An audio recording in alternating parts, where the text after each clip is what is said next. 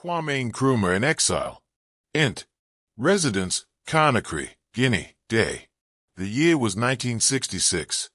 Overthrown in a CIA-backed coup while on a peace mission to Vietnam, Dr. Kwame Nkrumah, first president of Ghana and towering figure of pan-Africanism, found himself in exile, welcomed by his ally, President Sékou Touré of Guinea.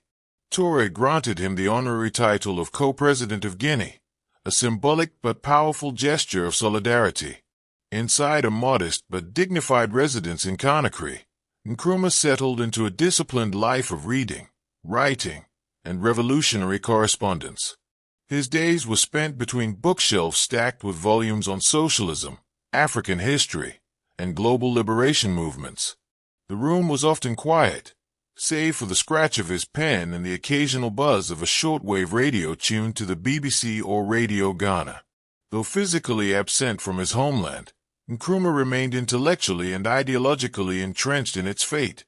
He told aides and visitors that Ghana was not merely a territory, it was an idea, and that the revolution, though interrupted, was not defeated. In his writings and letters, Nkrumah blamed the coup on imperialist powers, particularly the United States and Britain. He claimed that the CIA had orchestrated his removal in collaboration with Ghanaian elites who were willing servants of neocolonialism. He described the post-coup government, the National Liberation Council, as a puppet regime acting in the interest of foreign capital.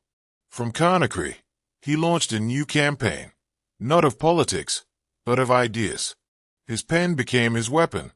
In the same room where he once drafted speeches for Parliament, he now authored books like Dark Days in Ghana, a direct response to the coup and the political repression that followed. Handbook of Revolutionary Warfare, a guide for organizing guerrilla resistance across Africa. Class Struggle in Africa, an analysis of how imperialism and capitalism had fractured the continent along class lines. In one of his most poignant reflections, he wrote, "You can imprison a man, but not an idea. You can exile a leader, but not a revolution." He was often described by those around him as quiet, contemplative, and resolute. Yet, despite his calm demeanor, he carried a deep sense of urgency. He believed that African unity, a United States of Africa, was the only defense against recolonization, now disguised as foreign aid, trade dependency, and military alliances. Occasionally, Nkrumah broadcast messages to Ghanaians via radio, urging resistance, awakening political consciousness, and warning of economic recolonization. Though his voice was no longer heard in Ghana's parliament, it echoed across the continent. Observers noted that Nkrumah never gave up hope. He often spoke of returning, not necessarily to power, but to witness the day when Africa would stand united and free. To visitors, he said with calm certainty, "I am not in Ghana, but Ghana is in me." By the early 1970s, Kwame Nkrumah's health began to decline. He traveled briefly to Bucharest for medical treatment and passed away on April 27, 1972.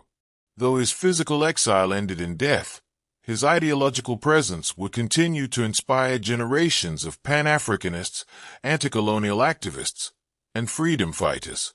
In exile, Nkrumah may have lost a presidency, but he solidified a legacy. Long live Osagyefo Kwame Nkrumah, long live Africa. Follow African Movies on all social media platforms, and don't forget to subscribe to my YouTube channel.